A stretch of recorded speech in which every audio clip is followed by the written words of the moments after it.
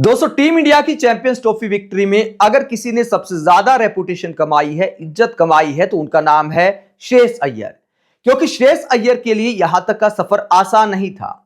लगातार अच्छे प्रदर्शन के बावजूद उनकी रेपुटेशन को कई बार झटका दिया गया, जो इस बात को भी दिखाता है कि बहुत सीनियर खिलाड़ियों और युवा खिलाड़ियों में किस तरह का भेदभाव किया जाता है।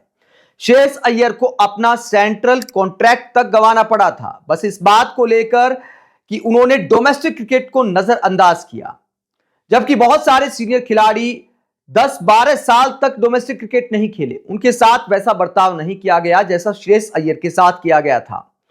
ODI world cup Shreyas Iyer का भी शानदार गया था। श्रेयस अय्यर की फॉर्म में कभी इतनी कोई गिरावट नहीं आई कि आप उन पर सवाल उठा सके। लेकिन फिर भी श्रेयस अय्यर ओडीआई फॉर्मेट की बात करें, टीम इंडिया की मैनेजमेंट की नजर में पहली पसंद नहीं थे। आपने देखा होगा कि इंग्लैंड के खिलाफ जब श्रेयस अय्यर ने खुलासा किया था कि विराट कोहली इंजर्ड हुए तो उन्हें इंग्लैंड के खिलाफ ओडीआई सीरीज में मौका मिला। यानी किस्मत से और अपनी मेहनत से यह रेपुटेशन दोबारा कमाई है श्रेयस अय्यर ने। वरना टीम इंडिया की प्लानिंग यही थी, इंग्लैंड के खिलाफ ओडीआई सीरीज में जो पहली फर्स्ट प्लेइंग 11 थी, जो टीम इंडिया की पहली पसंद थी, कोच और कप्तान की, उसके मुताबिक जायसवाल ओपन करने वाले थे और श्रेयस अय्यर टीम से बाहर बैठने वाले थे। लेकिन विराट कोहली की इंजरी हुई, वहां पर श्रेयस अय्यर की टीम में एंट्री हुई। जब इंग्लैंड के खिलाफ वो काउंटर अटैक वाली पारी खेली थी, श्रेयस अय्यर ने टीम इंडिया को मैच जिताया था। उसके बाद गौतम गंभीर और रोहित शर्मा उन्हें पहली पसंद बताने पर मजबूर हुए, मानने पर मजबूर हुए कि अय्यर को हम टीम से बाहर नहीं कर सकते।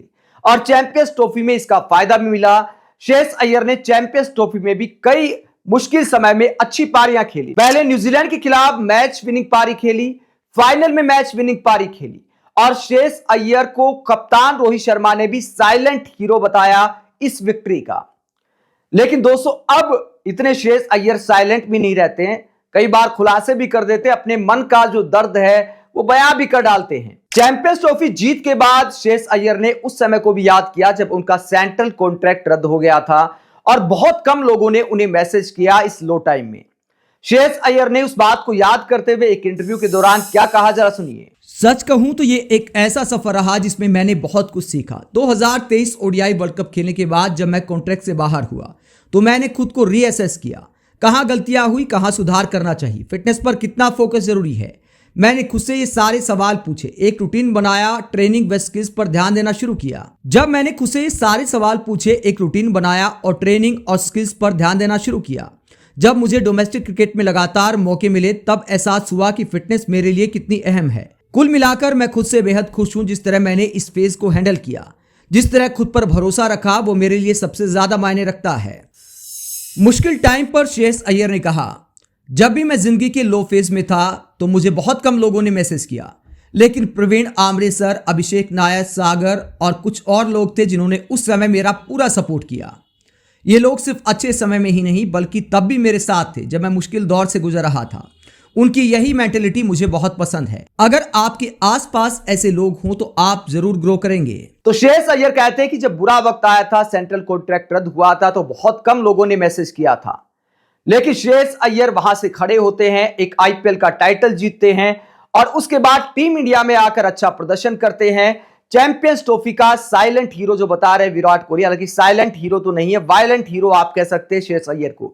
जिस तरह की बल्लेबाजी करते हैं, कई बार मुश्किल हालात में जिस तरह छक्के लगाते हैं, वो कमाल है, वो एटीट्यूड को दिखाता है। श्रेयस अय्यर की बल्लेबाजी में कमाल का एटीट्यूड दिखाई देता है।